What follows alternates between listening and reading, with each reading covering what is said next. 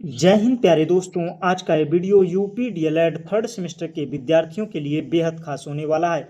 आज के इस वीडियो में हम विज्ञान विषय का मॉडल पेपर 2 करने वाले हैं, जो आपके एग्जाम के लिए काफी महत्वपूर्ण है। तो चलिए बढ़ते हैं प्रश्नों की ओर। तो पहला प्रश्न है, निकट दृष्टि दोष को दूर करने के लिए प्रयोग किया जाता है उत्तल लेंस, उत्तल दर्पण, अवतल लेंस, अवतल दर्पण। तो आइए जानते हैं कि निकट दृष्टि दोष और दूर दृष्टि दोष को दूर करने के लिए कौन सा लेंस उपयोग होता है। बड़े ही आसानी से याद कर पाएंगे। जैसे दूर दृष्टि दोष, दूर में क्या आ रहा है, दूर दृष्टि दोष में दूर ऊ आ रहा है ना। दूर दृष्टि दोष में उत्तल लेंस होता है, दूर दृष्टि दोष में उत्तल लेंस का, और निकट दृष्टि दोष में अवतल लेंस का प्रयोग होता है। ऊ से याद रखिएगा उत्तल। अगर दूर दृष्टि दोष दिया होगा तो उत्तल लेंस का प्रयोग होगा। बढ़ते हैं अगले प्रश्न की ओर। तो अगला प्रश्न है, दाब का यमकेश मात्रक है newton, newton metre, newton metre square वर्ग। तो दाब का यमकेश मात्रक क्या है, न्यूटन मीटर स्क्वायर, और दाब का मात्रक क्या है, पास्कल। दाब का मात्रक क्या है, पास्कल। और अगर पूछ ले कि न्यूटन मीटर आया कैसे, तो दाब बराबर होता है बल बटा क्षेत्रफल। बल बटा क्षेत्रफल। बल का मात्रक क्या होता है, न्यूटन होता है, और क्षेत्रफल का मात्रक क्या होता है, metre square. Newton metre square, इसको याद रखिएगा। बढ़ते हैं अगले प्रश्न की ओर। तो अगला प्रश्न है, बाह्य कर्ण का बना होता है, बाह्य कर्ण का बना होता है अस्थि का, उपास्थि का, उरोस्थि का, इनमें से कोई नहीं। जो बाह्य कर्ण है यह किसका बना होता है, उपास्थि का बना होता है। पृथ्वी प्रत्येक वस्तु को अपनी ओर खींचती है, यह बताया अल्बर्ट आइंस्टीन ने, सीवी रमन ने, आइजैक न्यूटन ने, एस एन बोस ने। तो पृथ्वी प्रत्येक वस्तु को अपनी ओर खींचती है, यह किसने बताया था, आइजैक न्यूटन ने। ऑप्शन सी सही होगा। बढ़ते हैं अगले प्रश्न की ओर। तो अगला प्रश्न है, समुद्र तल पर दाब मापी पारे की ऊंचाई होती है 80 सेंटीमीटर, 76 सेंटीमीटर, 60 सेंटीमीटर, 100 सेंटीमीटर। समुद्र तल पर दाब मापी पर पारे की ऊंचाई कितनी होती है, 76 सेंटीमीटर होती है। ऑप्शन बी सही होगा। बढ़ते हैं अब अति लघुत्तरी प्रश्नों की ओर, जो आपके लिए काफी इंपॉर्टेंट है। हम उन्हीं प्रश्नों को लिए हैं जो परीक्षा में कई बार पूछे गए, जैसे 2020, 2023, 2024 में यह प्रश्न पूछा जा रहा है। हम उन्हीं प्रश्नों का मॉडल पेपर बना रहे हैं, जिससे आप अपने परीक्षा में बेहतर कर पाए। अगर आप लोगों को वीडियो अच्छा लग रहा है तो वीडियो को लाइक कर दीजिए, अपने स्कूल वाले ग्रुप में शेयर कर दीजिए, और चैनल पर नए हों तो चैनल को सब्सक्राइब कर लीजिए, क्योंकि हम हर एक सब्जेक्ट का ऐसे ही मॉडल पेपर ला रहे हैं जो आपके लिए काफी फायदेमंद हो। तो चलिए बढ़ते हैं प्रश्नों की ओर। तो पहला प्रश्न है, परावर्तन के नियम लिखिए। तो प्रकाश परावर्तन के दो नियम है। पहला, आपतन कोण सदैव परावर्तन कोण के बराबर होता है। आपतन कोण सदैव परावर्तन कोण के बराबर होता है।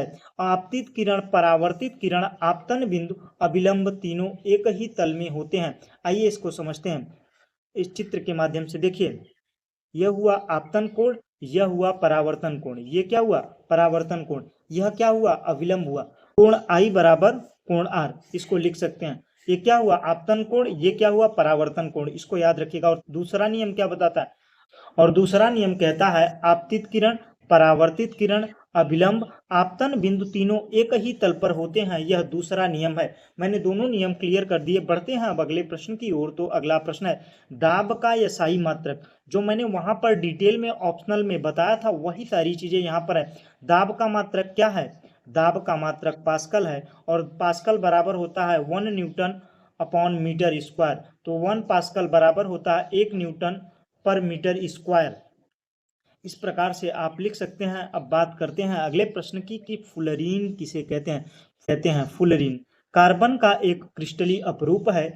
इसमें कार्बन परमाणु एक दूसरे से षडकोणीय या पंचभुजाकार रूप में जुड़कर एक गोलाकार या अंडाकार खोखली संरचना बनाते हैं, जैसे फुटबॉल बनता है। यहाँ तक बस आपको लिखना है फुलरीन के बारे में, बस इतना लिख देंगे, आपको पूरा नंबर मिलेगा। अब बढ़ते हैं अगले प्रश्न की ओर। तो अगला प्रश्न है, वायुमंडल में कार्बन डाइऑक्साइड CO2 की मात्रा बढ़ने पर क्या होता है। तो वायुमंडल में कार्बन डाइऑक्साइड की मात्रा बढ़ने पर ग्रीन हाउस प्रभाव तीव्र हो जाता है, जिससे पृथ्वी का औसत तापमान बढ़ता है। इसे वैश्विक तापमान कहते हैं। इसके कारण जलवायु परिवर्तन और अन्य पर्यावरणीय समस्याएं उत्पन्न होती हैं। जब अगर वायुमंडल में कार्बन डाइऑक्साइड अधिक हो जाएगा तो यह सभी परेशानियां देखने को मिलेंगी। अब देखिए यहाँ पर पांचवा प्रश्न, जो मैंने पहला प्रश्न थोड़ा डिटेल में बताया वहां पर आपके लिए कारगर साबित होगा। दूरदृष्टि दोष को दूर करने के लिए चश्मे में कौन सा लेंस प्रयोग होता है? दूर, दूर में क्या आ रहा है? ऊ आ रहा है, तो ऊ से क्या हुआ? उत्तल, उत्तल लेंस का प्रयोग होगा। तो आइए इस प्रश्न को देखते हैं। दूरदृष्टि दोष को दूर करने के लिए चश्मे में उत्तल लेंस का प्रयोग किया जाता है।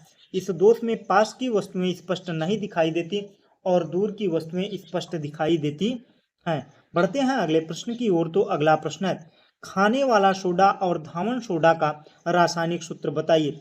तो खाने वाले सोडे को क्या कहते हैं? Sodium bicarbonate. जो खाने वाला सोडा होता है उसमें एच होता है, NaHCO3, NaHCO3 यह खाने वाला सोडा होता है।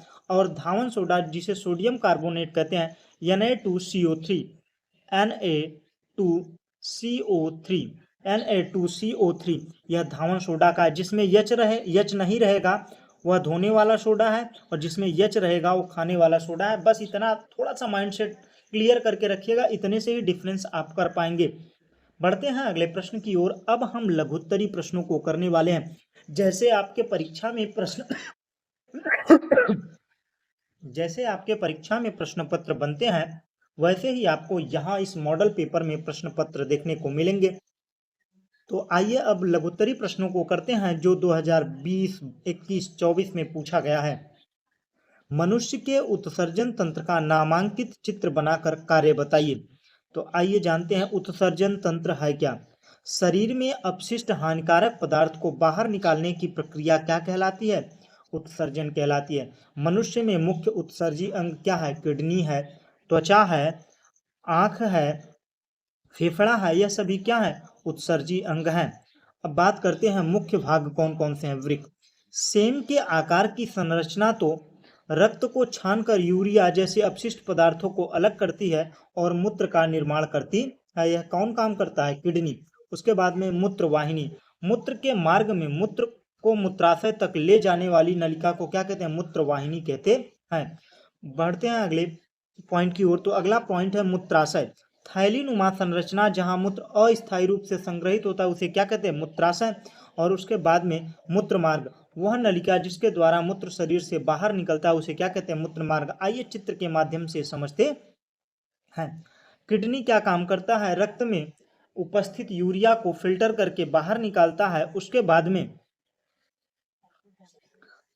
देखो किडनी कितनी होती है? 2 होती है। ये जो नलिका है इसे क्या कहते हैं? मूत्र वाहिनी। और इसको क्या कहते हैं? मूत्राशय। और उसके बाद में इसे क्या कहते हैं? मूत्र मार्ग कहते हैं। यह सारी चीजें क्लियर हो गई। बस आपको ये सारे चित्र नहीं बनाने, बस आपको बनाना क्या है वो हम बताते हैं। किडनी बनाना है और मूत्र वाहिनी बनाकर, मूत्राशय बनाकर मूत्र मार्ग दिखा देना है। इतने में आपको बेहतर नंबर मिल जाएगा। बढ़ते हैं अगले प्रश्न की ओर। तो अगला प्रश्न है, ओजोन परत अवक्षय से आप क्या समझते हैं? इसके कारणों पर संक्षिप्त टिप्पणी लिखिए। तो ओजोन परत अवक्षय है क्या? पृथ्वी के समताप मंडल में स्थित O3 ओजोन गैस की परत, गैस सूर्य से आने वाली हानिकारक परावैंगनिक किरणों को अवशोषित करके पृथ्वी पर जीवन की रक्षा करती है। और इसके अलावा क्या काम करती है? कुछ मानव निर्मित रसायनों, विशेष रूप से क्लोरोफ्लोरोकार्बन के कारण इस ओजोन परत का पतला होना, जिसमें छिद्र होना, ओजोन परत अपक्षय कहलाता है। मतलब ओजोन परत का पतला होना ही क्या है? ओजोन परत अवक्षय है। इसे ओजोन छिद्र भी कहते हैं। आइए जानते हैं कि कारण क्या है कि ओजोन परत अवक्षय हो रहा है। तो क्लोरोफ्लोरोकार्बन का उत्सर्जन कहाँ से होता है? रेफ्रिजरेटर से, एयर कंडीशनर से, एयरोसोल स्प्रे से आदि से क्लोरोफ्लोरोकार्बन निकलता है। वायुमंडल के ऊपरी हिस्से में पहुंचकर यह ओजोन परत को नष्ट करता है, ओजोन अणुओं को नष्ट करता है। उसके बाद में क्लोरीन और ब्रोमीन युक्त अन्य यौगिक जैसे हैलोन भी इसके जिम्मेदार हैं। अब आइए जानते हैं प्राकृतिक कारण क्या हो सकता है ओजोन परत नष्ट होने का। ज्वालामुखी विस्फोट आदि से भी कुछ मात्रा में ओजोन नष्ट होता है, परंतु मानव निर्मित रसायन इसका मुख्य कारण है। जो क्लोरोफ्लोरोकार्बन है इसका मुख्य कारण है।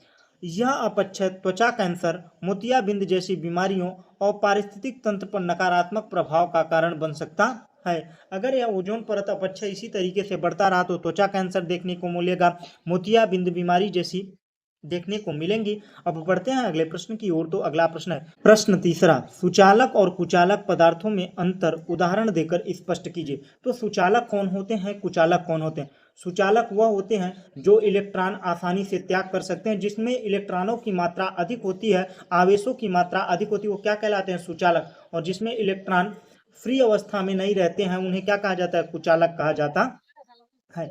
सुचालक में विद्युत और ऊष्मा बड़े आसानी से एक तरफ से दूसरे तरफ पहुंच जाते हैं, बल्कि कुचालक में ऐसा नहीं होता है। और ऊष्मा के अनुसार विद्युत के कुचालक कौन कौन है? लकड़ी, लकड़ी हुआ, प्लास्टिक हुआ, ये सब क्या है? विद्युत ऊष्मा के कुचालक हैं। और बाकी जितनी भी धातुएं हुई वह ऊष्मा की सुचालक हैं। यह दोनों चीजें क्लियर हुई। अब बढ़ते हैं अगले प्रश्न की ओर। तो अगला प्रश्न है, ऐच्छिक और अनैच्छिक क्रियाओं का उदाहरण सहित समझाइए।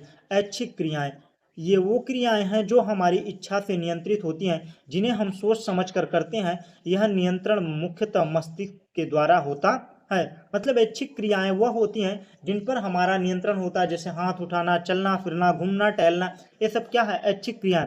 और जैसे और जिन क्रियाओं पर हमारा कंट्रोल नहीं होता है वो क्या कहलाती हैं? अनैच्छिक क्रियाएं कहलाती हैं। वे क्रियाएं जो हमारी इच्छा के बिना स्वतः होती हैं, इनका नियंत्रण पश्च मस्तिष्क या मेर रज्जु द्वारा होता है, वो क्या कहलाती हैं? अनैच्छिक क्रियाएं कहलाती हैं। जैसे हृदय का धड़कना, सांस लेना, पलक का झपकाना, भोजन का पाचन, छींकना, खांसना, यह सभी क्या है? अनैच्छिक क्रियाएं हैं। जिस पर हमारा कंट्रोल नहीं होता वो क्या है? अनैच्छिक क्रियाएं हैं। उच्च रक्तचाप बीमारी क्या है? इसके क्या क्या कारण है? उच्च रक्तचाप वह स्थिति है जिसमें धमनियों में रक्त का दबाव सामान्य से लगातार अधिक बना रहता है। यह हृदय, मस्तिष्क, वृक्क, अन्य अंगों को नुकसान पहुंचाता है। कारण क्या है रक्तचाप अधिक होने का? तो आइए जानते हैं।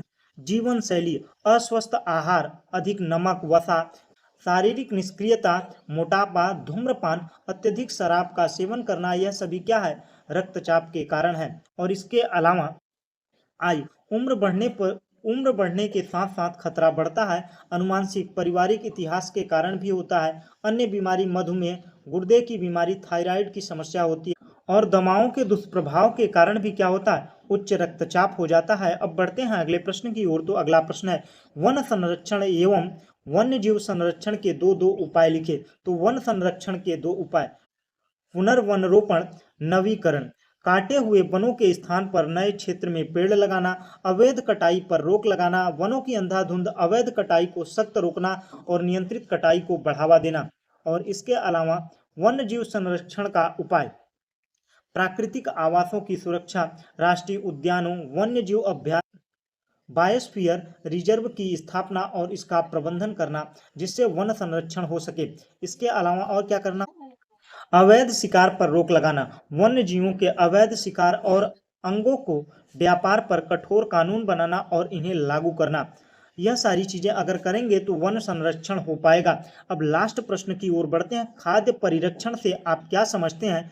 इन्हें इनकी किन्हीं दो विधियों के नाम का उल्लेख कीजिए। और यह जो प्रश्न 2016, 21, 2023 में आया है, हम उसी प्रश्न को ले रहे हैं जो आपकी परीक्षा में कई बार पूछे गए हैं। तो चलिए बढ़ते हैं, इसका उत्तर करते हैं। तो खाद्य परिरक्षण वह प्रक्रिया है जिसके द्वारा खाद्य पदार्थ को सूक्ष्म जीवों की वृद्धि, रासायनिक परिवर्तन से होने वाली खराबी से बचाया जाता है, ताकि उन्हें लंबे समय तक सुरक्षित रखा जा सके, उनके पोषक तत्व, रंग, स्वाद आदि बने रहें।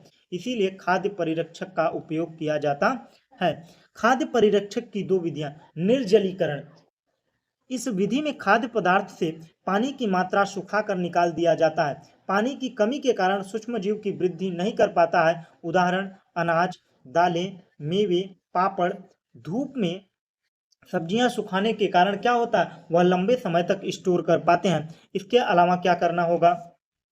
प्रशीतन एवं हिमीकरण, कम तापमान पर रेफ्रिजरेटर में 0 डिग्री से 5 डिग्री या फ्रीजर में -18 डिग्री सेल्सियस से कम खाद्य पदार्थों को रखने पर, मतलब अधिक ठंडे जगहों पर जब खाद्य पदार्थों को रखा जाता है तो उनमें एंजाइमों की क्रिया क्या हो जाती है? धीमी हो जाती है। उदाहरण, फल, सब्जियां, दूध, पके हुए भोजन फ्रिज में रखना, मांस, मछलियों को फ्रीजर में रखना, जिसकी वजह से वह लंबे समय तक रखे जा सकते हैं और उनका यूज किया जा सकता है। इसी के साथ पूरे प्रश्न समाप्त होते हैं। अगर आप लोगों को वीडियो अच्छा लगा तो वीडियो को लाइक कर दीजिए, अपने ग्रुप में शेयर कर दीजिए और चैनल पर नए हों तो चैनल को सब्सक्राइब कर लीजिए। इसी प्रकार से हर एक सब्जेक्ट का मॉडल पेपर मिलेगा और आने वाले 4th सेमेस्टर में आपको बेहतर कंटेंट मिलेगा। Thanks for watching. जय हिंद।